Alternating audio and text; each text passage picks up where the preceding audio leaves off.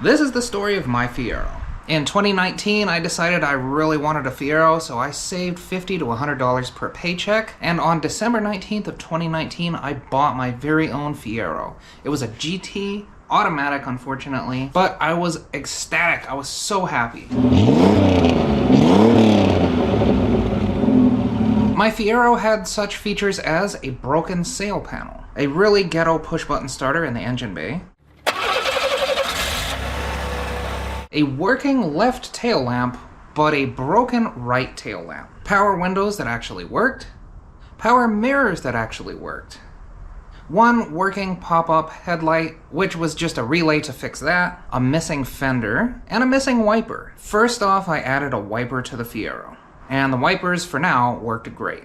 Then I moved on to the right tail light. I thought that it was just bulbs, so I removed the tail light and replaced the bulbs, but it turns out that was not the problem. I was baffled, but I noticed there was some damage on my right rear quarter of the Fiero, so I wondered if maybe the wiring had been cut. And as you see here, that was exactly the problem. So I put some heat shrink on it and put it back together, and what do you know? I had two working tail lights.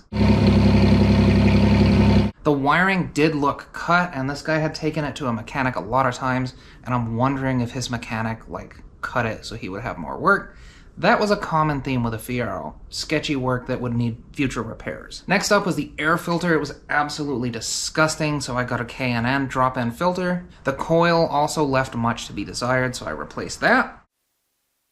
The trunk button absolutely did not work and it was broken, so I bought a new one of those and installed it as well. And right now when I'm working on this in 2026, guess what's broken again? The trunk button. There is an engine mount at the top of the engine called a dog bone. I replaced that as well. I used the Fiero Store's Ultimate dog bone for that. Next up, as you can hear,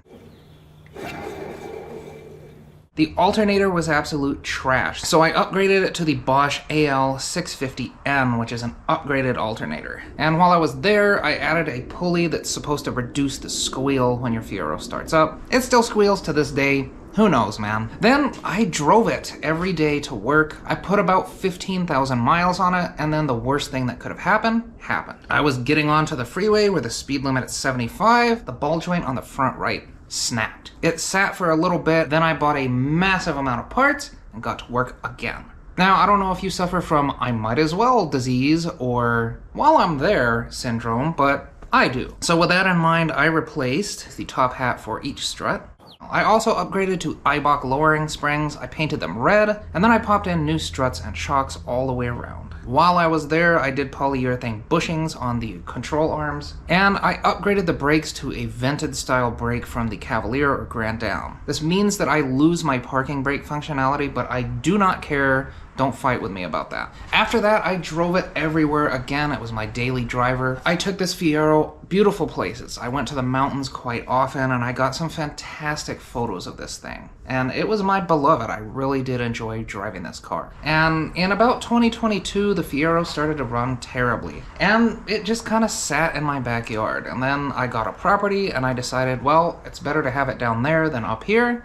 And it sat for a year. But recently I've come across some of my footage from the Fiero. I strapped the camera on top of it. Upon rediscovering that, I've got really nostalgic. And that brings us to where we are today. I went down yesterday to my property, put a new battery in it, and attempted to start it, and it started. And so I drove it back here, and boy was it a ride. She's misfiring pretty hard, and I found that one of the plug wires just came apart. So I'm running on 5 cylinders right now.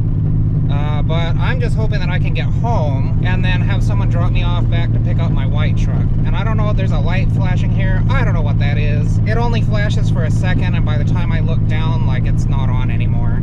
Fingers crossed that I get home. And you better believe I'm ready to work on this thing again. So this morning I went out and bought a brand new set of spark plug wires, and I replaced all of them. I made sure all of my spark plugs were tight, but it still misfired like crazy.